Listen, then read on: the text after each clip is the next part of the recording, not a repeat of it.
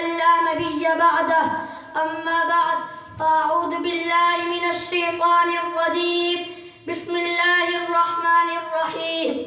إن الصلاة تنهى عن الفحشاء والمنكر صدق الله العظيم وقال النبي صلى الله عليه وسلم جعلت قرة عيني في الصلاة واجب الاحترام اساتذہ اکرام منصفین اقوام اور میرے ہم سفر طلباء ساتھیوں السلام علیکم ورحمۃ اللہ وبرکاتہ۔